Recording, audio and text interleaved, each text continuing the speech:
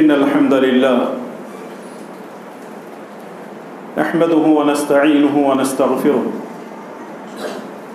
ونعوذ بالله من شرور أنفسنا ومن سيئات أعمالنا من يهده الله فلا مضل له ومن يضلله فلا هادي له وأشهد أن لا إله إلا الله وحده لا شريك له وأشهد أن محمدا عبده ورسوله أما بعد فإن خير الحديث كتاب الله وخير الهدي هدي محمد صلى الله عليه وسلم وشر الأمور محدثاتها وكل محدثة بدعة وكل بدعة ضلالة وكل ضلالة في النار فأعوذ بالله السميع العليم من الشيطان الرجيم من همزه ونفخه ونفثه يا أيها الذين آمنوا اتقوا الله حق تقاته ولا تموتن إلا وأنتم مسلمون يا أيها الناس اتقوا ربكم الذي خلقكم من نفس واحدة وخلق منها زوجها وبث منهما رجالا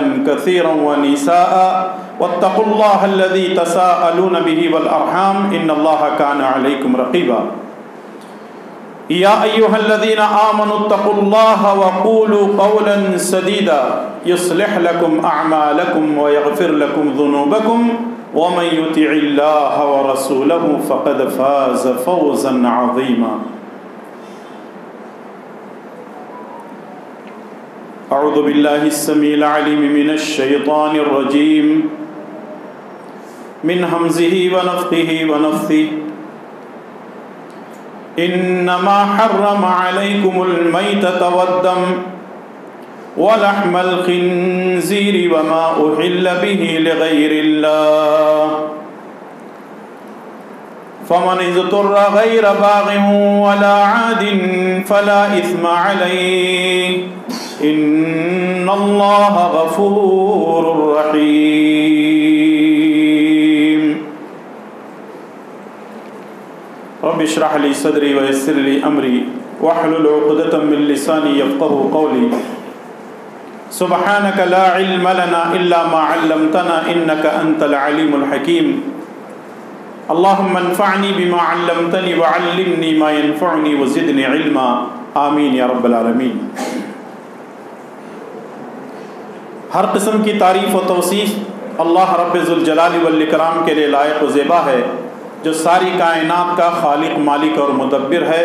سبحان اللہ و بحمدہ سبحان اللہ العظیم۔ اور درود و سلام ہو تمام انبیاء علیہم السلام پر، خصوصاً میرے اور آپ کے پیارے نبی امام الانبیاء والمرسلین جناب محمد الرسول اللہ صلی اللہ تعالی علیہ وسلم کی ذات مقدسہ پر۔ اللہم صلی وسلم وبارک وسلم علی نبینا محمد وعلی آلہ وصحبہ اجمعین۔ حاضرین محترم، بزرگوں، نوجوان ساتھیوں اور پیارے بچوں،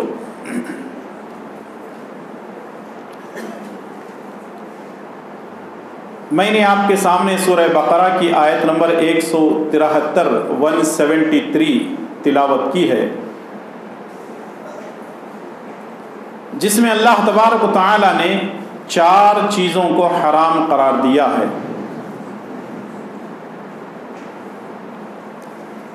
اور یہ جو آیت ہے، اسی طرح اور اسی کے معنی اور مفہوم کے لحاظ سے قرآن کریم میں اور 2 جگہوں پر اللہ تعالیٰ نے اس کا تذکرہ کیا ہے۔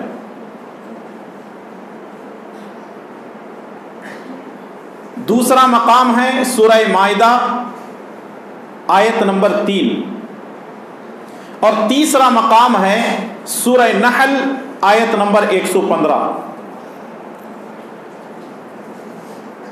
ان تینوں مقامات میں اللہ تعالیٰ نے ان 4 چیزوں کو حرام قرار دیا ہے۔ ویسے اللہ تبارک و تعالیٰ نے قرآن کریم کے ذریعے سے اور پیارے نبی جناب محمد الرسول اللہ صلی اللہ علیہ وسلم نے کسی چیز کو حلال اور کسی چیز کو حرام قرار دیا ہے، اور جو چیز حلال ہے وہ قیامت تک کے لیے حلال، اور جو چیز حرام ہے وہ قیامت تک کے لیے حرام ہے۔ حلال اور حرام صرف اور صرف اللہ کے اختیار میں ہے، کسی بندے، کسی مولوی، کسی عالم، کسی مفتی کے اختیار میں نہیں ہے۔ اس کے درمیان ایک اور چیز ہے جس کو مشتبہات کہا جاتا ہے۔ صحیح بخاری کی روایت، اللہ کے پیارے نبی صلی اللہ علیہ وسلم نے فرمایا الحلال بین والحرام بین وبینہما مشتبہات، حلال واضح ہے اور حرام بھی واضح ہے، اور اس کے درمیان ایک چیز ہے مشتبہات۔ رسول اللہ صلی اللہ علیہ وسلم نے فرمایا جو مشتبہات سے بچ گیا اپنے دین اور ایمان کی اس نے حفاظت کر لی۔ پہلے ہم مشتبہات کو سمجھتے ہیں، پھر آگے بڑھتے ہیں حلال اور حرام کو سمجھنے کی کوشش کرتے ہیں۔ مشتبہات کس کو کہتے ہیں؟ حلال اور حرام کے درمیان والی چیز ہے۔ مثال کے طور پر ہمارے ملک میں بیڑی، سگریٹ، گٹکا، پان، تمباکو، اس کے بارے میں علماء کرام کی دو رائے ہیں۔ کچھ علماء کرام کہتے ہیں کہ یہ حرام ہے، کچھ علماء کرام کہتے ہیں کہ یہ حرام نہیں ہے، مکروہ ہے، ناجائز ہے، اور یہ خباثت ہے، اس سے بچنا چاہیے۔ اب ایک آدمی عالم تو نہیں ہے، کرے تو کیا کرے؟ اور آپ کو معلوم ہونا چاہیے کہ باقاعدہ مسلمانوں کے بیڑی کے، سگریٹ کے، تمباکو، گٹکا، یہ ساری خباثت ہے، اس کے باقاعدہ فیکٹریز ہیں، کمپنیاں چل رہی ہیں، وہ لوگ مسجد مدرسوں کو بھی پیسہ دیتے ہیں۔ سوال یہ ہے کہ یہ حلال ہے یا حرام؟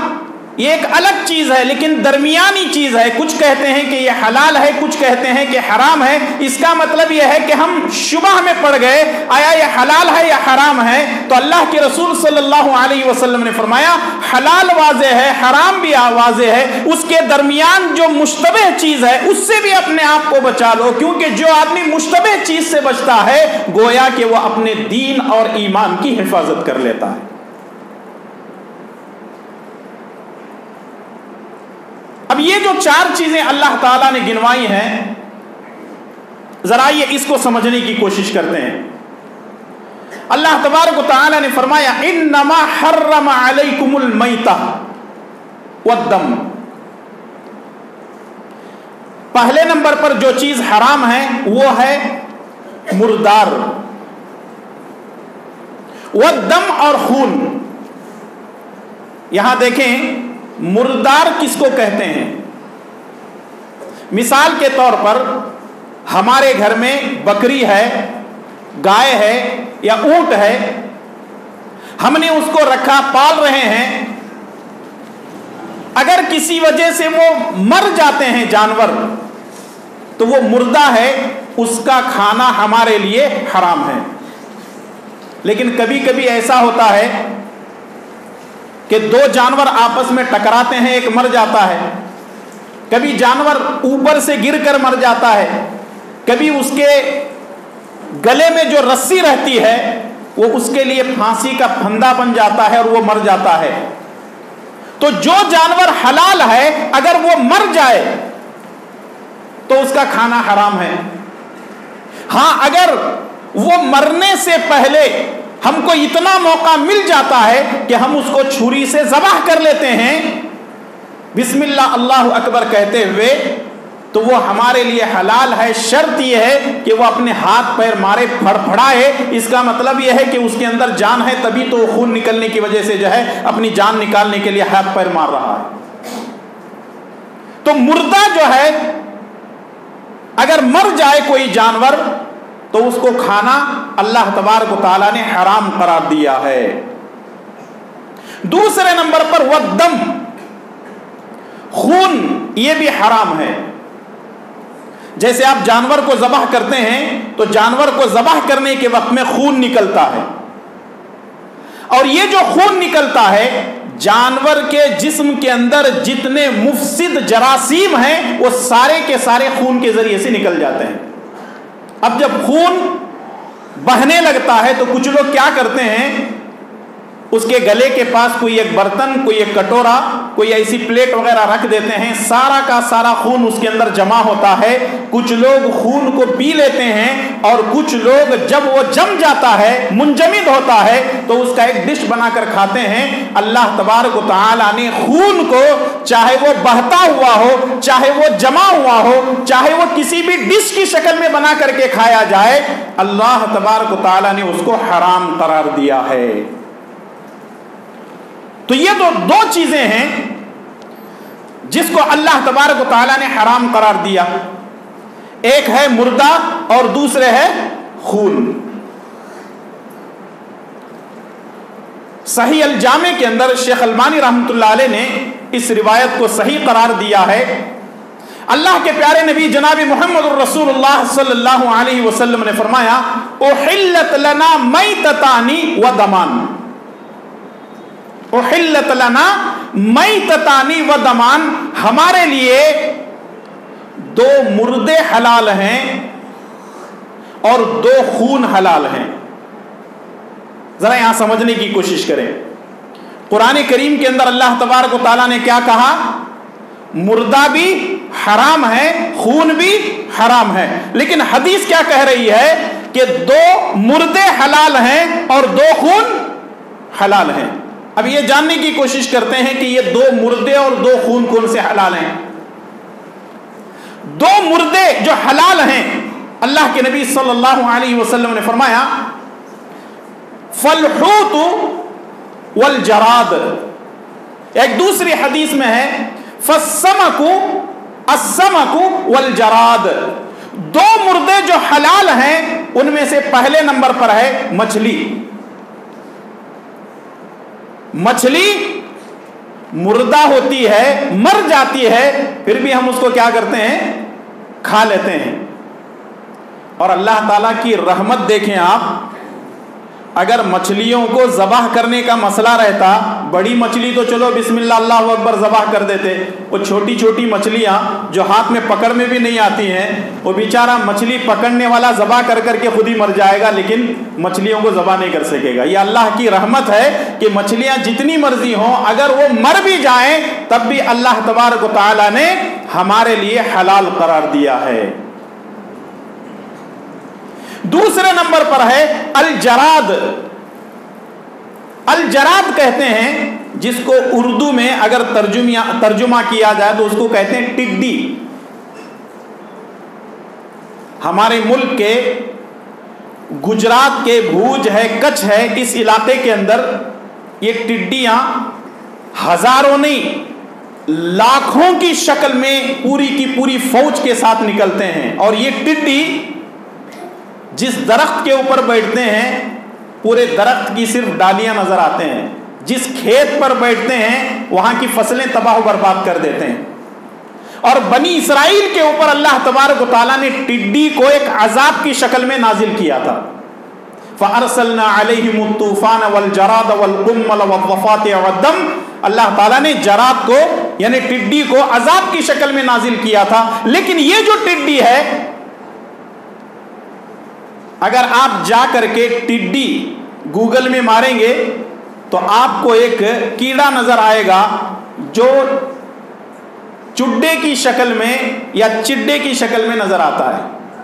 اب آپ کہیں گے مولانا اور کیا کیا کھلائیں گے؟ بھئی یہ چیز حلال ہے، اگر آپ نہیں کھاتے ہیں وہ ایک الگ چیز ہے۔ عرب لوگ کھاتے ہیں، وہاں ان کے پاس آج بھی وہ رواج ہے، سعودی عرب کے اندر القصیم کا جو ایریا ہے وہاں پر ٹڈیاں ملتی ہیں اور باقاعدہ وہ لوگ جاتے ہیں، پکڑتے ہیں، اس کا کاروبار چلتا ہے، لوگ کھاتے ہیں، کھلاتے ہیں، اور ان کے پاس ایک جو ہے بڑی مشہور ڈش ہے جو لوگ کھاتے پیتے استعمال کرتے ہیں۔ کسی کے کوئی چیز نہ کھانے کی وجہ سے وہ چیز حرام نہیں ہوتی، جو چیز حلال ہے وہ حلال ہی رہے گی۔ مثال کے طور پر سنن ترمذی کی روایت ہے، رسول اللہ صلی اللہ علیہ وسلم کے سامنے دسترخوان پر ایک مرتبہ گھوڑپڑ کو رکھا گیا، اس کو عربی میں کہتے ہیں ضب۔ عبداللہ بن مسعود کہتے ہیں کہ ہم نے رسول اللہ صلی اللہ علیہ وسلم سے کہا اللہ کے نبی کھائیے، نبی صلی اللہ علیہ وسلم نے کہا کہ میں نہیں کھاتا، تم کھا سکتے ہو۔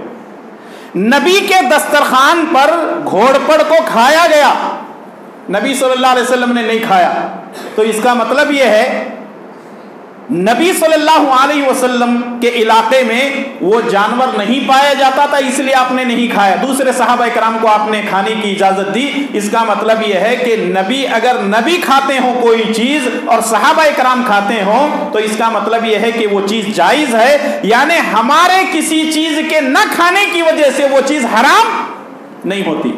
یہ چیز سمجھنے والی ہے۔ ٹڈی جب پکڑتے ہیں تو فوراً مر جاتی ہے، اس کو پھر ذبح کرنے کی ضرورت نہیں ہے۔ نبی صلی اللہ علیہ وسلم نے فرمایا اگر ٹڈی مر بھی جائے تب بھی اس کا کھانا حلال ہے۔ تو معلوم کیا ہوا؟ احلت لنا میتتان، ہمارے لیے دو مردے حلال ہیں، اس میں سے ایک ہے مچھلی اور دوسرے ہے ٹڈی۔ اور آگے نبی کریم صلی اللہ علیہ وسلم نے فرمایا والدمان، دو خون ہمارے لیے حلال ہیں، دو خون ہمارے لیے حلال ہیں۔ ابھی آپ نے قرآن کی آیت سنی والدم، خون بھی حرام ہے، لیکن نبی صلی اللہ علیہ وسلم کہہ رہے ہیں کہ دو خون ہمارے لیے حلال ہے۔ اور وہ دو خون کون سے ہیں؟ الکبد والطحال، تلی اور کلیجی۔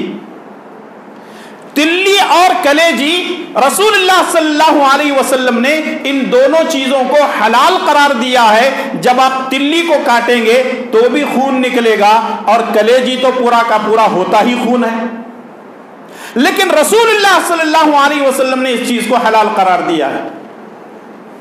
جیسے ہی بقرعید کا مہینہ آتا ہے تو کچھ یوٹیوبرز ہیں جو مولوی اپنے آپ کو کہتے ہیں اور بیٹھتے ہیں، کہتے ہیں کہ بکرے کے اندر 5 چیزیں کھانا حرام ہے، 7 چیزیں کھانا حرام ہے، 9 چیزیں کھانا حرام ہے۔ پتہ نہیں ان لوگوں نے کہاں سے کورس کیے ہوئے ہیں، حلال چیزوں کو حرام قرار دیتے ہیں۔ جو چیز حلال ہے اس کو حرام کرنے والا وہ گویا کہ یہ کہنا چاہتا ہے اللہ کو رسول اللہ کو معلوم نہیں تھا، میں کہتا ہوں میری بات مانو۔ نعوذ باللہ من ذالک۔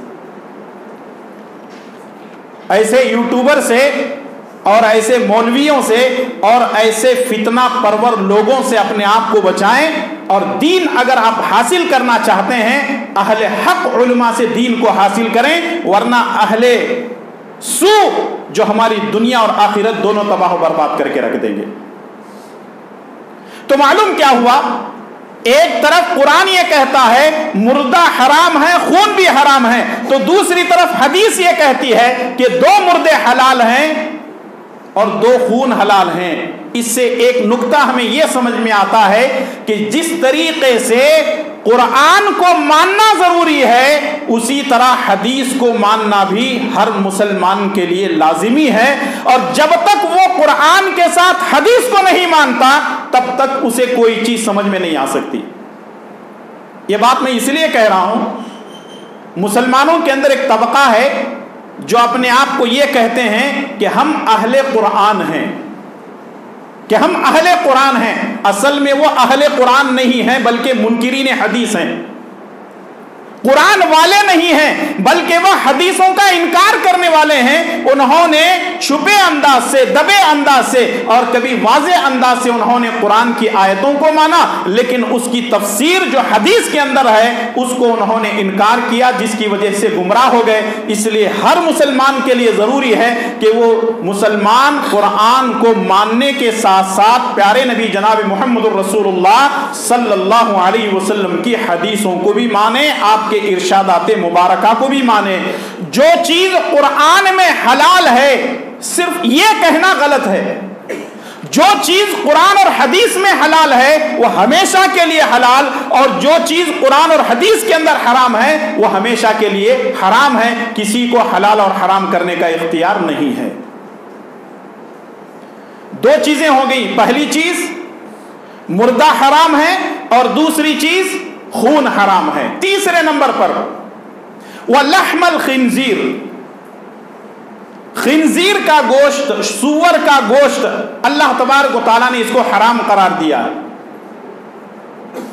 یہ خنزیر نجس العین ہے، اور آپ دیکھ لیں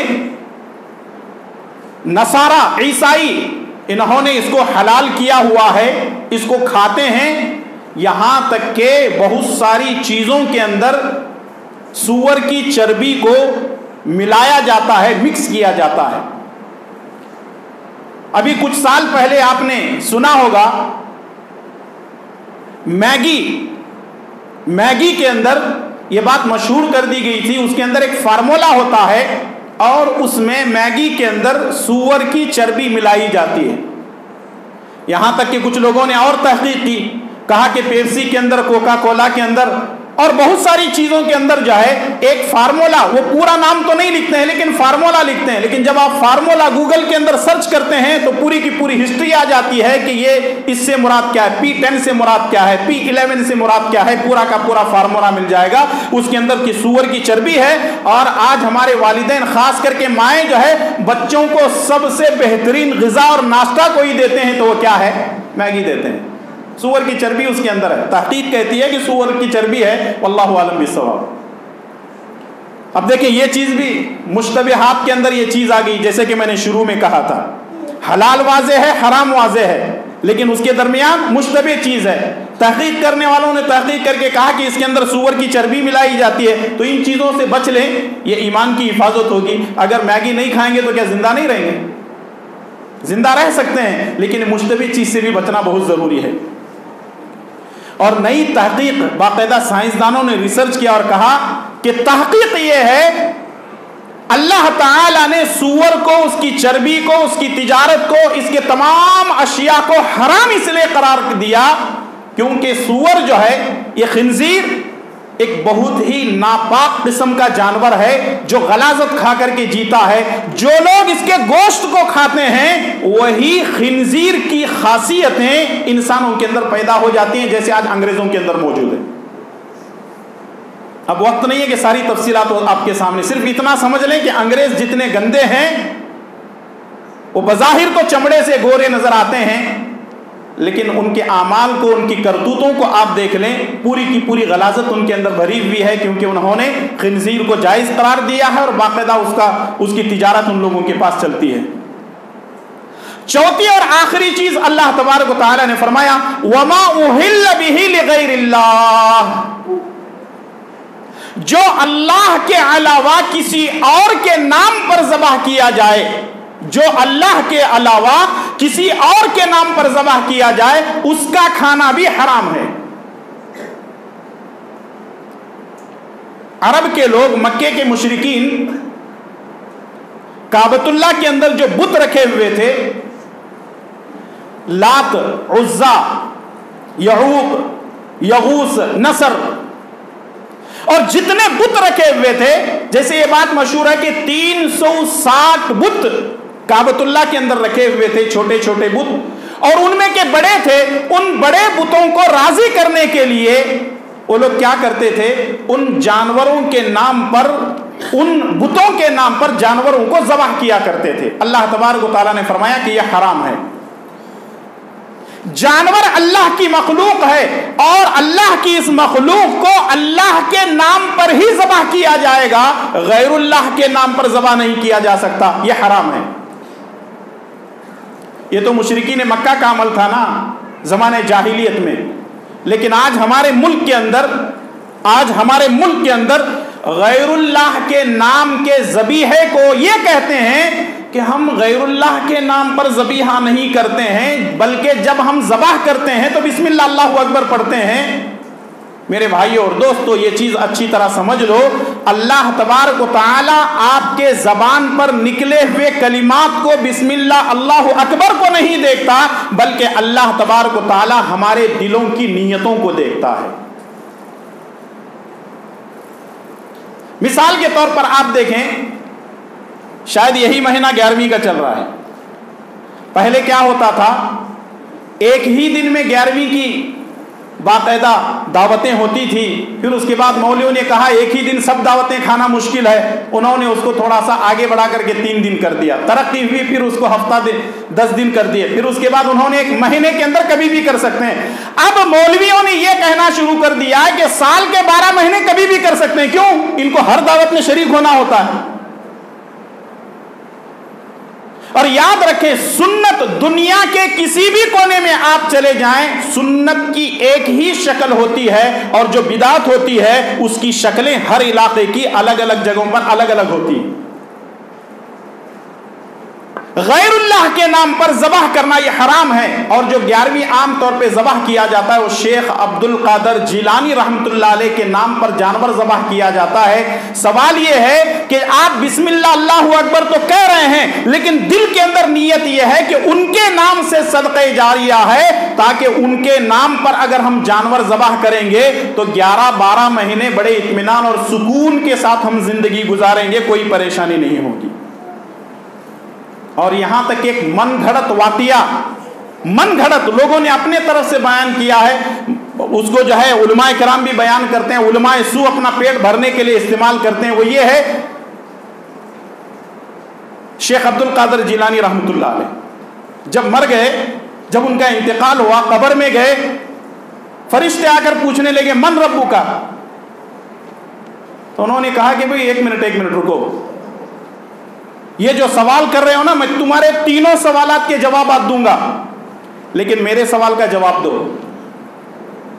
کہا کہ ہم ایسے نہیں جواب دے سکتے، ہمارے رب کی طرف سے آرڈر ہے 3 سوال کرو واپس آ جاؤ، جاؤ اپنے رب سے پوچھ کے آؤ۔ گئے، اللہ ایک بندہ آیا ہوا اپنے آپ کو شیخ عبد القادر جیلانی کہہ رہا ہے، وہ ہم سے ایک سوال کرنا چاہتا ہے۔ اللہ نے کہا جاؤ ان کے سوال کا جواب سنو، پھر اس کے بعد ان سے سوال کرنا۔ پوچھا کہ بھئی کیا مسئلہ ہے؟ کہا کہ جو شخص 11ویں کر کے قبر میں آئے گا اس سے حساب و کتاب نہیں لینا۔ فرشتوں نے کہا ٹھیک ہے۔ اب مولوی چیخ پھاڑ کر کے اپنا گلا دکھا لے کر کے اتنی لمبی لمبی باتیں کرتے ہیں۔ سوال یہ ہے قبر میں جا کر کے یہ سنا کون؟ زیادہ سوالات کرنے کی ضرورت نہیں، قبر میں گیا کون، سنا کون؟ اور آج سے 700-800 سال پہلے شیخ عبد القادر جیلانی رحمۃ اللہ، اس وقت کوئی ریکارڈنگ سسٹم بھی نہیں تھا، نہ آڈیو تھا نہ ویڈیو تھا، کوئی ریکارڈنگ نہیں تھا، کون جا کر کے قبر کے اندر سنا؟ کم سے کم اس کو سامنے تو لاؤ۔ واقعے اور قصے بنا کر کے، من گھڑت باتیں بنا کر کے لوگوں کو، عوام کو بیوقوف بنانا بہت آسان ہے، اپنے پیٹ کے اندر جہنم کی آگ کو بھرنا بہت آسان ہے، لیکن اللہ اور اس کے رسول صلی اللہ علیہ وسلم کی تعلیمات پر اپنی زندگی گزارنا بہت مشکل ہے۔ تو اللہ تبارک و تعالیٰ نے فرمایا وما اہل بہ لغیر اللہ، جو غیر اللہ کے نام پر ذبح کیا جائے وہ بھی حرام ہے۔ 4 چیزیں حرام، نمبر 1 مردہ، نمبر 2 خون، نمبر 3 خنزیر کا گوشت، اور نمبر 4 غیر اللہ کے نام کا ذبیحہ۔ اب آگے اللہ تعالیٰ فرماتا ہے فَمَنِ اضْطُرَّ غَيْرَ بَاغٍ وَلَا عَادٍ فَلَا إِثْمَ عَلَيْهِ، اگر کوئی آدمی اتنا مجبور ہے، بھوک لگی ہوئی ہے، جان بچانے کے لیے اگر کوئی آدمی چند لقمے کھا لیتا ہے اور دین اسلام کا، شریعت کا باغی نہیں ہے، سرکشی اور بغاوت اس کے اندر نہیں ہے، تو جان بچانے کے لیے چند لقمے اس میں سے کھا سکتا ہے۔ یعنی پہلے تو اللہ تعالیٰ نے حرام قرار دیا 4 چیزوں کو، اور اس کے بعد فرمایا کہ کہیں کوئی چیز کھانے پینے کو نہیں مل رہی ہے، اور اگر کوئی آدمی جان بچانے کے لیے 4 حرام چیزوں میں سے کچھ کھا لیتا ہے تو اللہ تعالیٰ نے فرمایا فلا اسم علیہ، اس پر کوئی گناہ نہیں ہے۔ ان اللہ غفور الرحیم، بے شک اللہ تعالیٰ بخشنے والا اور رحم کرنے والا ہے۔ اب یہاں ان چیزوں کو ایک خلاصے کے طور پر پیش کرتے ہوئے ایک اہم بات میں آپ کے سامنے پیش کرنے جا رہا ہوں، پوری توجہ کے ساتھ سنیں۔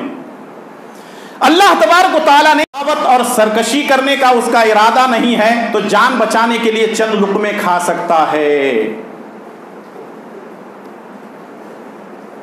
حرام 4 چیزوں کو اللہ تعالیٰ نے مجبوری کی حالت میں کھانے کی اجازت دے دی، لیکن پورے قرآن اور حدیث کے اندر، پورے 30 پارے والے قرآن کے اندر اور احادیث کی جتنی کتابیں ہیں ان تمام کتابوں کے اندر یہ لکھا ہوا نہیں ہے کہ اگر تم مجبور ہیں، پریشان ہیں تو سود کھا سکتے ہیں، یہ کہیں بھی لکھا ہوا نہیں۔ سود یعنی بڈی، بیاج، انٹرسٹ، کہیں بھی لکھا ہوا نہیں ہے کہ مجبوری کی حالت میں آدمی کھا سکتا ہے۔ اس کا مطلب یہ ہے کہ سود کھانا یہ مردار سے بھی بدتر ہے، سود کھانا یہ خون سے بھی بدتر ہے، سود کھانا یہ خنزیر سور کے گوشت سے بھی بدتر ہے، اور سود کھانا غیر اللہ کے نام پر ذبح کیے ہوئے جانور سے بھی بدتر ہے۔ ذرا سوچیں اور غور کریں، مسلم معاشرے پر ذرا نظر دوڑائیں، دیکھیں کہ آج مسلمانوں کا زیادہ تر کاروبار سودی ہے، اور آج اہل حق یہ کہنا شروع کر دیے ہیں کہ علماء کہتے رہتے ہیں سود کھانا حرام ہے، سود کھانا حرام ہے، ہم لوگ سود کہاں کھا رہے ہیں، سود دے رہے ہیں۔ اس کا مطلب کیا ہوا؟ سود کھانا حرام ہے، سود دینا حرام نہیں ہے۔ لیکن آئیے صحیح مسلم کی وہ روایت، اللہ کے پیارے نبی جناب محمد الرسول اللہ صلی اللہ علیہ وسلم نے فرمایا کہ 4 لوگوں پر اللہ کی لعنت ہے۔ کتنے لوگوں پر؟ 4 لوگوں پر اللہ کی لعنت ہے، سود لینے والے پر، سود دینے والے پر، سود کے گواہ بننے والے پر، اور سودی کاروبار کے لکھنے والے پر۔ ان 4 لوگوں پر اللہ کی لعنت ہے۔ آج ہمارا سارا کاروبار سود پہ چل رہا ہے۔ سود گویا کہ یہ لعنتی کام ہے۔ جب ہم اپنے کاروبار کی شروعات لعنت سے شروع کریں گے تو پھر اللہ تعالیٰ کی رحمت کہاں سے آئے گی؟ اللہ کی رحمت کو حاصل کرنے کے لیے اس لعنت والے کام سے بچنا ہر مسلمان کے لیے ضروری ہے۔ اور مجھے کہنے دیجئے، آپ لوگ تاجر نظر آ رہے ہیں، آپ کی شکل و صورتیں بتا رہی ہیں کہ کہیں نہ کہیں آپ تجارت سے جڑے ہوئے ہیں۔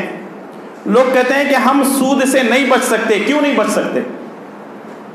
ہم نے ایسے لوگوں کو بھی دیکھا ہے سودی کاروبار سے بچے ہوئے ہیں اور بالکل اطمینان اور سکون کی زندگی گزار رہے ہیں، اور جو لوگ سود کے پیچھے لگے ہوئے ہیں، گزشتہ سال ان کے پاس بنگلہ تھا، آج نہیں، گزشتہ سال ان کے پاس کار تھی، آج بیکار ہیں۔ کیا ہو گیا؟ بینک والوں نے سیز کر دیا۔ آج مسلمانوں کے ذریعے سے جتنے فائنانس ہیں مسلمانوں سے چل رہے ہیں، جتنے بینک ہیں مسلمانوں سے چل رہے ہیں، جتنے سودی کاروبار ہیں مسلمانوں سے چل رہے ہیں، یہاں تک کہ ہمارے گلی محلے کے اندر ہماری عورتوں کو استعمال کیا جا رہا ہے سودی کاروبار کے لیے، سنگا جس کو کہا جاتا ہے۔ سنگا کے ذریعے سے ہماری مائیں بہنوں کو، خواتین کو استعمال کیا جاتا ہے۔ ہفتے میں 1 مرتبہ پہنچنا ہی پہنچنا ہے، یہاں تک کہ اگر کوئی عورت سود کی 1 قسط نہیں دیتی ہے تو مرد آ کر کے ان کو آفر دیتا ہے کہ چلو کہیں جا کر کے گھوم کے آتے ہیں، اور اس طریقے سے جو ہے قسطیں معاف ہوتی ہیں۔ بدکاری چل رہی ہے، زناکاری چل رہی ہے، حرام خوری چل رہی ہے، اور یہ کام کرنے والے کون ہیں؟ مسلمان مرد ہیں جو اپنی عورتوں کو سنگا کا پیسہ لانے کے لیے بھیجتے ہیں۔ اس کے ذمہ دار خود مسلمانوں کے مرد ہیں جو بے غیرت بنے بیٹھے ہیں۔ یہ تمام چیزیں حرام ہیں، یہ سودی کاروبار حرام ہے۔ اللہ کے پیارے نبی جناب محمد الرسول اللہ صلی اللہ علیہ وسلم نے فرمایا اذا ظہر الزنا والربا فی قریۃ فقد احلوا بانفسهم عذاب اللہ۔ جس بستی کے اندر زناکاری اور سود عام ہوتا ہے، جس بستی کے اندر زناکاری اور سودی کاروبار عام ہوتا ہے، اللہ کا عذاب اس بستی پر کبھی بھی آ سکتا ہے۔ آج دیکھیں دسمبر کے مہینے میں کوئی بارش ہوتی ہے، نومبر میں کوئی بارش ہوتی ہے، بارشیں ہو رہی ہیں، 5-5 6-6 دن لگاتار 8-8 دن ہو رہے ہیں۔ جب بارش کی ضرورت ہوتی ہے بارش نہیں ہوتی، اور بغیر موسم کی بارشیں ہو رہی ہیں۔ یہ اللہ تعالیٰ کا عذاب ہے۔ فصل بالکل تیار کھڑی ہے، اب تک کاٹنے والے ہیں، بارشیں آ جاتی ہیں، پوری کی پوری فصل تباہ و برباد ہوتی ہے۔ اس کے ذمہ دار کون ہیں؟ ہم ہیں۔ یہ اللہ تعالیٰ کا عذاب ہے، اللہ تعالیٰ کا عذاب ہے۔ آج ہم مال کے فتنے میں مبتلا ہو چکے ہیں۔ سودی کاروبار اتنا زیادہ ہے کہ جس کا ہم اندازہ نہیں لگا سکتے۔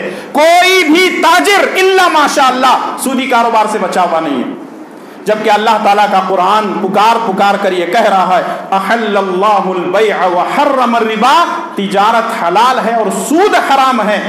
اور اتنی بڑی وعید کسی بھی گناہ کے لیے نہیں ہے جتنا سود کے لیے ہے۔ قرآن کریم کے اندر اللہ تبارک و تعالیٰ نے فرمایا یحاربون اللہ ورسولہ، جو لوگ سود کھاتے ہیں، سودی کاروبار کرتے ہیں، جن کی تجارت سود سے بھری ہوئی ہے، یحاربون اللہ ورسولہ، وہ ہمیشہ اللہ اور اس کے رسول کے ساتھ جنگ کی حالت میں رہتے ہیں۔ ابن عباس رضی اللہ تعالیٰ عنہ اس آیت کی تفسیر میں فرماتے ہیں کل قیامت کے دن سود خور کے ہاتھ میں تلوار دے دی جائے گی اور کہا جائے گا اللہ اور اس کے رسول سے جنگ کر۔ کون جنگ کر سکتا ہے اللہ تعالیٰ سے؟ اس لیے میرے بھائی اور دوستو، توبہ کر کے اٹھو، سودی کاروبار سے اپنے آپ کو بچاؤ، ایک حرام ہے۔ اور رسول اللہ صلی اللہ علیہ وسلم نے فرمایا جس آدمی کے پیٹ میں ایک لقمہ حرام کا جاتا ہے اللہ تعالیٰ اس کی 40 دن کی عبادت کو قبول نہیں کرتا۔ سنن ترمذی کی روایت۔ حرام کا ایک لقمہ اگر پیٹ میں جائے 40 دن کی عبادت اللہ تعالیٰ قبول نہیں کرتا۔ اور رسول اللہ صلی اللہ علیہ وسلم کا فرمان یہ ہے اگر کوئی آدمی حرام کھاتا ہے، جس کا کھانا حرام، جس کا پینا حرام، جس کے کپڑے لتے حرام، جس کی زندگی حرام میں گزر رہی ہے، اگر وہ دعا بھی کرتا ہے تو اللہ تعالیٰ ایسے آدمی کی دعا کو بھی قبول نہیں کرتا۔ کتنی وعیدیں ہیں، وقت نہیں ہے کہ ان تمام چیزوں کو آپ کے سامنے پیش کروں۔